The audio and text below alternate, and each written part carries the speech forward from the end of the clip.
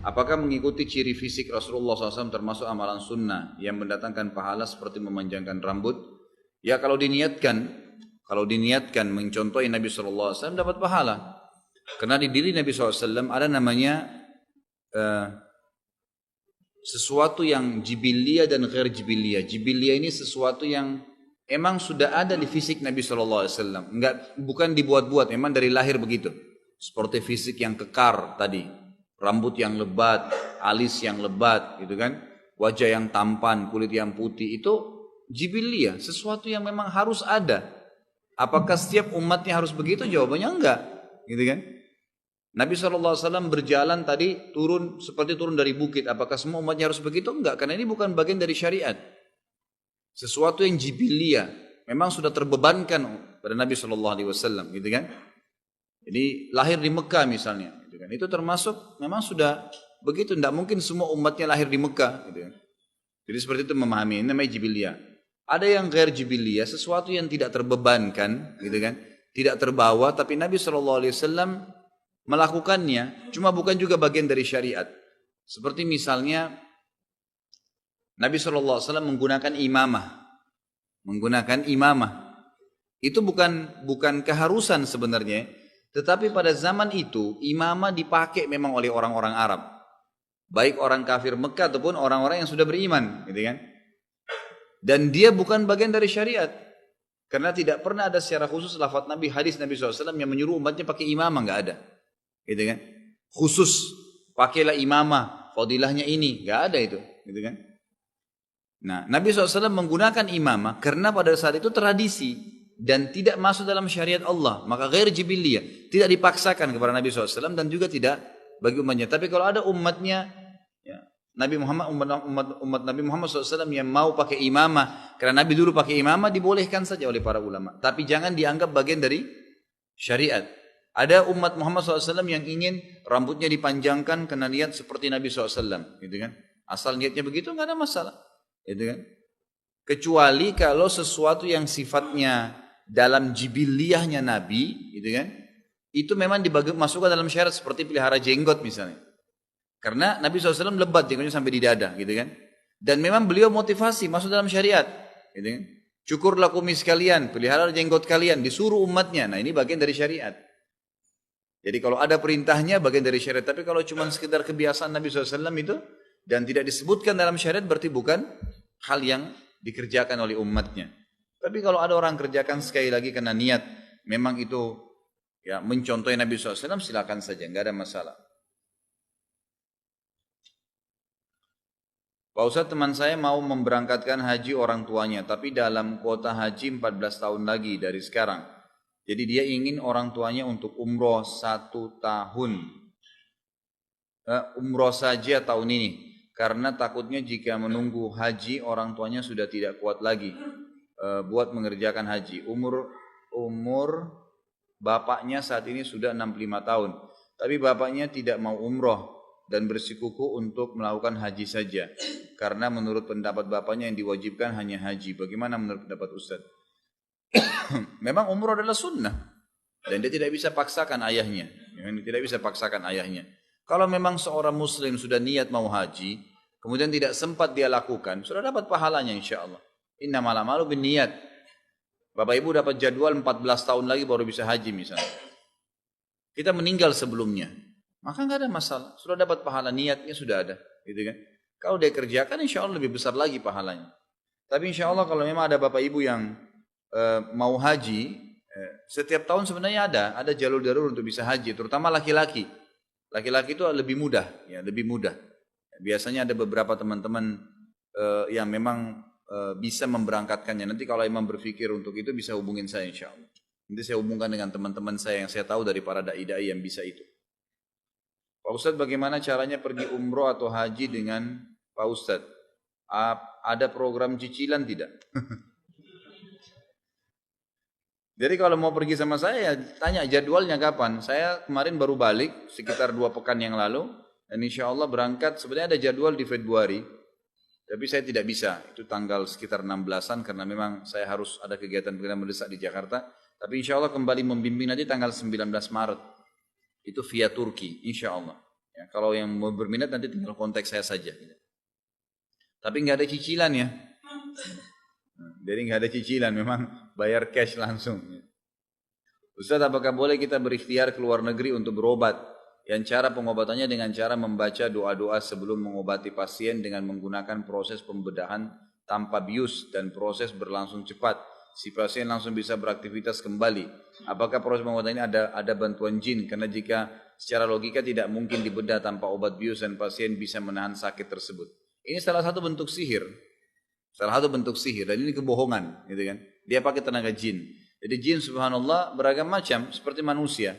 Ada yang bekerja sama dengan manusia membantu untuk menaklukkan lawan jenisnya, ada yang membantu untuk melariskan usahanya dengan menarik menggoda atau menarik hati-hati para orang yang lewat depan tokonya supaya mampir. Ada yang kayak begini ya, bisa mengobatin penyakit. Ya, setannya, jinnya berusaha untuk membuat orang itu tidak merasa sakit. Tentu ini ada syarat-syarat tentunya sebelumnya. Tidak mungkin tidak. Mungkin disuruh makan makanan tertentu, minum tertentu, kemudian barulah kemudian diproses seperti tadi. Jadi nggak usah, gitu kan. Pertama cara ini cara yang secara akal manusia sehat pun secara medis nggak mungkin. Secara syar'i itu nggak mungkin. Dua-duanya nggak mungkin, tertolak, gitu kan. Dan ingat sabda Nabi SAW, Allah tidak menjadikan kesembuhan kalian pada hal-hal yang ia haramkan. Nggak bisa. Kalau ada dokter atau tabib atau siapa saja bilang, Anda sakit nih, kalau mau sembuh minum khamr. Nggak boleh minum khamr. Nggak mungkin Allah jadikan kesembuhan di hal yang diharamkan. Sementara pengobatan ini saya pernah lihat, ya, cuplikannya. Ini menggunakan tenaga jin. Menggunakan tenaga jin, dia bisa membedah pasiennya hanya dengan pakai cutter saja. Gitu kan. Cutter yang biasa kita pakai potong kertas, pasien dioperasi dengan itu. Ya, kemudian tiba-tiba sembuh. Percaya Bapak Ibu sekalian, beberapa waktu dia akan kambuh lagi dan bermasalah, lebih besar masalahnya. Jadi karena ini menggunakan tenaga sihir. Semua penyihir itu bertarget pasiennya datang untuk hidup. Dia akan cari untung dari situ. Gitu kan? Pasti akan ada masalah-masalah lain yang muncul. Jadi saya sarankan gak usah, jauhin. Berobat dengan cara normal dan mendahulukan doa dalam berobat itu. Sebenarnya dalam Islam perayaan ulang tahun apa dibolehkan? Ya tidak pernah ada contohnya dari Nabi SAW. Dan saya ingin titik beratkan Bapak Ibu sekalian. Ulang tahun ini sebenarnya bertasyabuh ya, menyerupai orang-orang non-Muslim. Dan kita dilarang menyerupai orang non-Muslim. Orang Islam tidak pernah kenal namanya ulang tahun. Tidak ada istilah ulang tahun. Kalaupun ada itu mestinya ulang detik, bukan ulang tahun. Karena kita memang per detik bisa mati. Gimana caranya setiap tahun mau diulang? Gitu. Kita Allahu alam bisa terulang nggak detik-detik di dalam hidup kita ini, gitu kan? Tapi itu tidak pernah ada. Nabi SAW tidak pernah merayakan hari lahirnya, tidak pernah sahabat-sahabat, tidak pernah tabiin. Dan bagi orang Islam tidak perlu merayakan hari ulang tahun, apalagi mereka ikut-ikutan orang kafir, niup lilin lah, potong kue lah, dan segala macam nyanyi-nyanyi, disuruh minta berdoa pada saat itu, dianggap ada bintang jatuh, dan beragam macam keyakinan yang khurafat. Orang Islam itu orang cerdas, nggak butuh gitu-gitu, nggak usah, gitu kan? Dan berbahaya kalau Anda biasakan anak Anda, nanti akan jadi kebiasaan itu.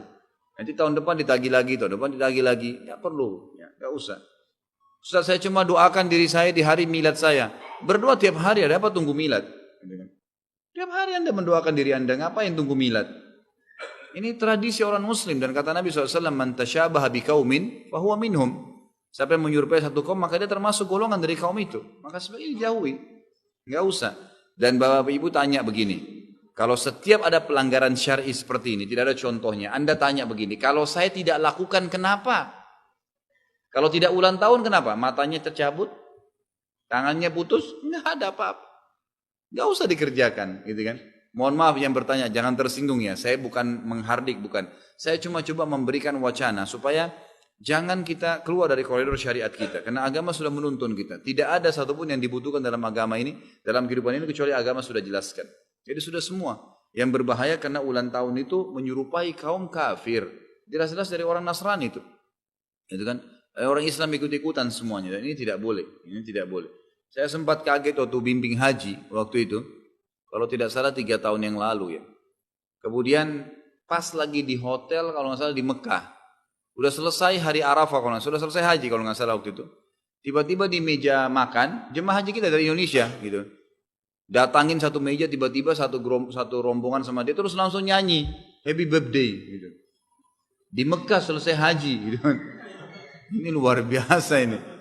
Dan bukan cuma jemaah haji. Kebetulan di hotel itu ada orang Pakistan, ada orang dari... Semua kaget bingung lihat kita. Kok orang Islam nyanyi happy birthday di Mekah lagi habis haji gitu kan. Nah dianggap itu sesuatu yang biasa bagi mereka. Sebenarnya tidak boleh. Tidak boleh. Sebaiknya jangan, dijauhi saja. Ustaz, kalau kita mau menikah dengan lelaki yang sudah mempunyai istri karena alasan istri pertama dan ibunya tidak cocok. Menurut agama bagaimana kalau saya menerima pinangannya?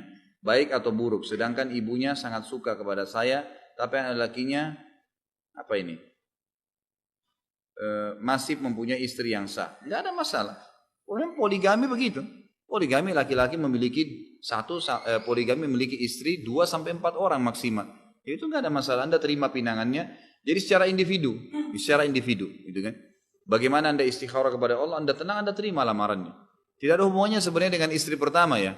Jadi perlu diketahui di Indonesia ini diterapkan sebuah hukum, kalau mau poligami harus izin dengan istri pertama. Ini nggak ada dalam syariat. Dari mana mau izin dengan? Masa orang mau ibadah izin sama istri? Tidak mungkin itu. Tetapi orang yang berakal dari laki-laki tidak mungkin dia merusak rumah tangga pertama untuk membangun rumah tangga yang kedua. Kan gitu. Bapak sekarang punya perusahaan nih, punya satu toko. Terus mau buka toko baru. Masa toko yang lama dirusak? Nggak mungkin kan. Kita buka cabang setelah ini sempurna, kita buka cabang. Sama. Kalau perlu lebih baik daripada sebelumnya, mestinya begitu. Itu rasionalnya poligami. Ya, dan poligami itu memang tidak semua orang juga bisa melakukannya. Artinya orang yang memang punya kapabilitas, punya kemampuan di situ. Subhanallah, poligami ini kata ulama akan terbuka pintunya bagi orang-orang yang sudah sukses dalam rumah tangganya. Kalau dia jalani rumah tangganya, dia jalankan kewajiban, dia sama-sama mendirikan dirinya dengan istrinya dalam agama, insya Allah akan terbuka dengan sendirinya itu. Dan siapa yang poligami niatnya karena bangga-banggaan, karena hanya sekedar untuk dipuji orang, atau apalah target cuma syahwat saja semata, maka tidak akan berhasil rumah tangganya, nggak bisa. Rumah tangganya pasti kacau, nanti ribut, nanti begini, nanti cerai. Tapi poligami niatnya karena menjalankan sunnah Nabi SAW, itu diberkahi oleh Allah. Insya Allah akan diberkahin tuh. Ya. Seperti itulah. Jadi saya sarankan ukhti yang bertanya ini istikharah kepada Allah SWT, minta sama Allah 2 rakaat petunjuk agar Allah berikan. Kalau hati Anda tenang, terima lamarannya dan bismillah menikah. Kemudian Anda coba berbaur dengan istri yang pertama untuk bisa menjadi saudari muslimah, membangun ukhuwah sama-sama gitu kan. Itu insya Allah akan bisa. Dan berdoalah kepada Allah Subhanahu wa taala agar Allah menjadikan Anda sebagai suri tauladan, menjadi contoh dan bukan poligami yang tidak sehat seperti banyak di masyarakat kita. Banyak laki-laki yang egois mengatakan, saya kan boleh nikah, mau tidak mau pokoknya saya harus nikah. Bukan begitu, gitu kan? Mestinya dia juga bisa ya meletakkan, memposisikan, ya, memilih waktu yang tepat, keadaan yang tepat, gitu kan? Kebutuhan yang tepat, semua harus dipertemukan.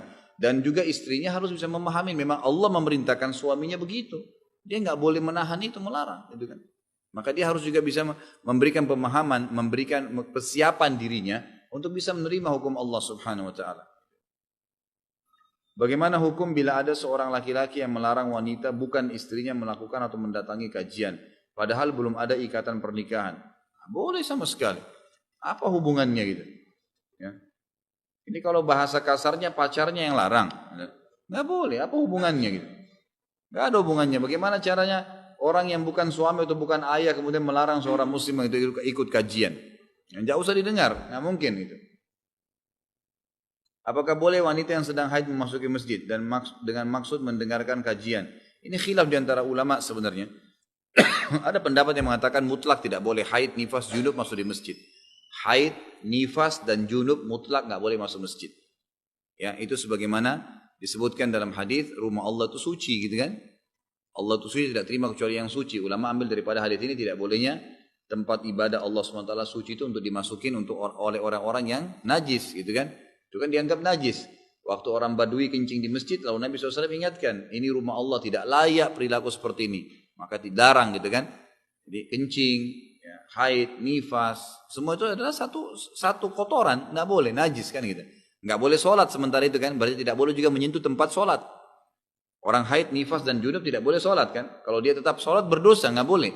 Gitu. Nah begitu pula tidak boleh menyentuh tempat sholat, itu masjid yang mulia. Nggak boleh kita masuk ke dalam masjid sementara itu. Ini pendapat pertama.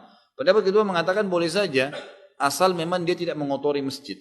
Tidak mengotori masjid, artinya tidak berceceran darah, mohon maaf. atau memang tidak membuat bau atau membuat tidak nyaman masjid itu, maka tidak ada masalah, khususnya untuk majelis ilmu. Karena biasanya halaqah-halaqah ilmu itu ya pengajian dilakukan di masjid. Maka itu ada pendapat kedua yang membolehkan karena dianggap dia tidak mengotori masjid itu sendiri. Syekh, saya mendengar jika kuburan yang tanahnya ditinggikan maka jenazah dalamnya akan dihidupkan oleh Dajjal dan menjadi pengikutnya. Apakah benar? Saya belum pernah temukan riwayatnya. Allahu a'lam. Belum pernah ada riwayat. Selama ini saya pastikan belum pernah ada riwayat seperti ini karena semua hadis yang berhubungan dengan Dajjal dan tanda-tanda hari kiamat itu sudah saya bedah pernah.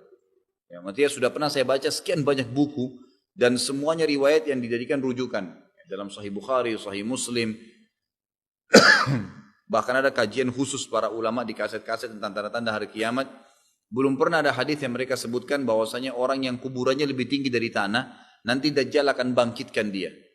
Yang ada memang hadis yang berbunyi hadis Bukhari, Dajjal akan melewati satu kaum, ya, kemudian mendatangi kepala sukunya sambil berkata, saya Tuhanmu. Orang itu berkata, kau manusia biasa seperti saya.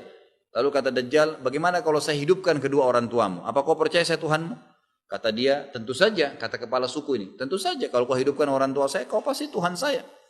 Lalu kata Dajjal, tunjukkan di mana kuburannya. Ditunjuklah, lalu Dajjal berkata, keluarlah. Tiba-tiba kuburan kedua orang tuanya terbuka, lalu keluarlah kedua orang tuanya. Lalu berkata, wahai anakku, berimanlah padanya, sesungguhnya dia Tuhanmu. Maka jadi kufurlah kepala suku itu, dan kufur semua pengikutnya, gitu kan. Lalu kata Nabi SAW, sesungguhnya, ketahuilah, sesungguhnya yang keluar dari kuburan tadi, menjelma jadi kedua orang tua kepala suku itu adalah syaitan yang membantu Dajjal. Jadi itu enggak benar, gitu kan? Itu ada hadisnya. Tapi apakah setiap kuburan yang tinggi dari tanah akan dibangkitkan oleh Dajjal, ini belum pernah Allah alam saya temukan riwayatnya. Imam Mahdi wafat pada saat setelah datangnya Dajjal atau Ya'juj Ma'juj. Setelah Dajjal mati, sebelum Ya'juj Ma'juj ya keluar. Imam Mahdi meninggal pada saat itu. Ada sebagian ulama menyebutkan athar yang sahih bahwasanya Imam Mahdi meninggal pada saat Ya'juj Ma'juj membuat kerusakan di muka bumi. Tapi meninggalnya meninggal normal, bukan meninggal dibunuh oleh Ya'juj Ma'juj. Dan ini Allah alam pendapat kedua lebih kuat. Ya, karena athar ini memang memiliki rujukan-rujukan yang boleh dijadikan sebagai pegangan. Ini Ya'juj ya, bukan Ya'juz. Ini ditulis pakai Z. Jangan sampai salah penyebutannya. Alhamdulillah saya telah mengenal sunnah dan saya sedikit demi sedikit melaksanakannya. Namun saya justru sekarang merasa seperti orang yang sombong. Saya menganggap orang yang tidak menjalankan sunnah adalah orang bodoh. Saya khawatir sifat ini akan menjerumuskan saya. Ya, mohon petunjuknya Ustaz. Tentu ini bertolak belakang dengan sunnah Nabi SAW. Anda kalau mengaku mengikuti sunnah Nabi, Anda harus malah mendakwai orang-orang. Merendah dengan orang-orang lain, tidak boleh. Kalau kita lihat, jangan sampai Anda sudah ikuti sunnah, Anda lihat orang isbal, celananya masih di bawah kaki, langsung kita anggap ahli neraka. Nah, boleh. Belum pakai jenggot, oh ini berarti nggak benar nih, nanti kalau mati masuk neraka. Atau ada orang misalnya masih belum tutup aurat di antara akhwat kita, lalu kita sudah pakai jilbab, apalagi pakai cadar, lalu menganggap, orang itu nggak pakai jilbab ya. Memang mungkin belum dapat hidayah, kan gitu. Bayangkan kalau seluruh muka bumi ini semua sudah dapat hidayah, Anda mau dapat pahala dakwah dari mana? Iya kan? Karena adanya orang-orang di sekitar kita yang belum mendapatkan hidayah, itu peluang emas kita untuk memperbaiki mereka. Situlah kita dapat pahalanya. Kata Nabi SAW, engkau menjadi penyebab dapatnya hidayah seseorang kepada kebaikan, itu lebih baik daripada humurun ni'am. Humurun itu nikmat terbesar yang paling disukai manusia di muka bumi ini. Jadi kalau kita sekarang misalnya mobil apa yang mahal, Ferrari yang sekian miliar, maka memberikan hidayah, menjadi penyebab, bukan memberikan ya, menjadi penyebab orang dapat hidayah. Maka itu lebih baik daripada nikmat terbesar itu. Ya, artinya yang akan kita dapatkan pada hari kiamat lebih gembira daripada mendapatkan nikmat terbesar di dunia. Nah, itu kita berikan kesempatan. Ada orang salah dalam sholat, ingatkan kesempatan. Gitu kan. Tadi juga ada saya lihat jemaah ikut, ini kebetulan juga saya baru teringat. Tadi ada saya lihat yang salam, pada saat selesai pas saya salam, subhanallah, saya balik ke kanan, terus saya balik ke kiri, saya lihat di sebelah saya itu ada jemaah yang salam, bukan di sebelah saya, di saf kedua waktu itu ya, tadi. Kemudian dia waktu salam membuka telapak tangannya. Ini sekaligus saya ingatkan, ini tidak pernah ada sunnahnya ya. Ini tidak ada sunnahnya. Jadi Nabi SAW pada saat salam meletakkan telapak tangannya kanan di atas paha kanan, kiri di atas tangan kiri, dan paha kiri dan merapatkannya lalu salam tanpa membukanya. Nah ini ada pernah saya tanya seseorang, kenapa dibuka? Dia bilang ini membuka pintu rezeki. Kalau kanan, yang kiri ini menolak bala. Ya. Ini semua di karang-karang. Ya. Ini luar biasa. Kita di Indonesia ini ahli karang-karang. Gitu. Ya. Kalau suara ngarang ini, waduh luar biasa. Paling banyak. Ya. Ya, semoga Allah berikan hidayah. Mestinya tidak boleh. Kita sudah punya syariat lengkap. Gitu kan? Sudah jelas syariat Allah subhanahu wa ta'ala. Jadi saya sarankan kalau anda mengikuti sunnah Nabi SAW, anda harus justru ya menjadi contoh dalam sunnah itu. Lebih banyak senyum dengan orang. Memang begitu. Jangan sudah jenggotan, mulutnya nggak pernah senyum. Seperti monster yang lewat gitu kan. Nggak boleh. Senyum dengan orang. Assalamualaikum, salam, sapa orang, jenguk kalau sakit. Jalankan sunnah Nabi SAW, jangan setengah-setengah. Itu was-was syaitan yang harus dilawan, nggak boleh. Nggak boleh. Salaman dengan semua orang, tegur, sapa, berikan nasihat, luruskan. Mereka belum dapat hidayah, berikan ya, kesempatan itu. Yang dimaksud dengan 70.000 orang yang masuk surga tanpa hisab itu umat Rasulullah Muhammad SAW saja atau termasuk umat lainnya. Yang lebih kuat adalah 70.000 dari umat Muhammad SAW.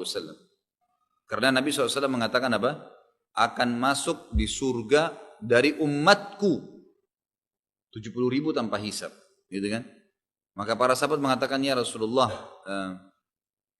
Ukasha bin Muhsin, salah seorang sahabat berkata, ya Rasulullah doain saya termasuk 70.000 itu. Kata Nabi SAW, kau termasuk.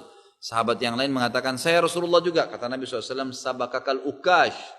Ukasha telah mendahului kamu. Artinya Nabi tidak akan membuka setiap orang ditunjuk pada saat itu kan. Diberikan kesempatan pada siapapun mungkin mendapatkannya. Lalu Nabi SAW sebutkan ciri-cirinya. Mereka yang tidak bertato, mereka yang tidak bertatayur, menggantungkan nasib pada benda. Ya, pernah saya jelaskan tatayur itu seperti tangan kanannya gatal mau keluar duit, tangan kiri gatal mau dapat duit, matanya kedap-kedip di atas mau senang, yang di bawah mau sedih. Gak tahu kalau kupingnya goyang apa, gitu kan. Allahu alam. Nah ini semua nggak benar tatayur nih, gitu kan. Nggak boleh menggantungkan nasib sama benda. Kebetulan urat sarafnya masalah, matanya kurang istirahat, itu saja, nggak usah berlebihan, gitu kan. Ini tatayur, tidak bertatayur, dan mereka juga tidak minta ruqyah. Ruqyah ini yang tidak syar'i, karena semua bacaan yang ditiup namanya ruqyah. Namanya ruqyah. Makanya kata Nabi SAW, ar-ruqa wat-tama'ima syirkun. Ya. Ar-ruqa wat-tiwala wa al-ruqa wat-tiwala wat-tama'ima syirkun, gitu kan? Semua jampi-jampi, ruqa itu jampi-jampi yang dibacain, gitu kan? Kalung yang dipakai, gitu. Jimat-jimat, semua itu adalah perbuatan syirik. Makanya kalau dibacakan ayat Quran yang Nabi SAW ajarkan diberikan istilah ruqyah syariah. Berarti tiupan yang sesuai dengan syariat. Kalau ruqyah saja masuk semuanya, termasuk tiupan nenek-nenek sihir itu semua yang masuk dalam ruqyah, gitu kan? Jadi mereka yang tidak mencuri, dan yang keempat mereka yang bertawakal kepada Tuhan mereka. Ini ciri-cirinya. Jika kita melakukan perbuatan dosa bohong dan ingin taubat, apakah kita harus mengakui perbuatan bohong itu kepada orang yang telah kita bohongin, atau cukup Allah yang tahu karena ini merupakan aib kita? Kalau seandainya berhubungan dengan masalah hal-hal yang fatal nih, maksudnya kalau kita tidak sampaikan kesalahan itu kepada orang tersebut, dia akan salah terus. Karena kebohongan kita, dia akan terzalimi terus. Maka ulama mengatakan harus diakuin, disampaikan di depan dia. Maaf, saya pernah bohongin kamu masalah ini. Tapi kalau sesuatu itu tidak berbahaya bagi dia, artinya mungkin pernah kita bercanda sama teman, gitu kan? Sendalnya disembunyi, misal. Ditanya, kamu sembunyikan sendal saya? Kita bilang enggak, bohong kan? Tapi tidak berbahaya buat dia. Kita ketawa-ketawain, setelah itu sendalnya dikembalikan. Kan pernah bohong. Ini enggak ada efek mudarat yang besar ke dia. Tapi kalau kita bohongin dia di hartanya, di bisnisnya, di keluarganya, nah ini enggak boleh, harus disampaikan. Maaf ya, saya pernah bohong begini dan saya sudah taubat kepada Allah. Ini hak kamu saya kembalikan. Kembalikan haknya, gitu kan? Jadi seperti itu.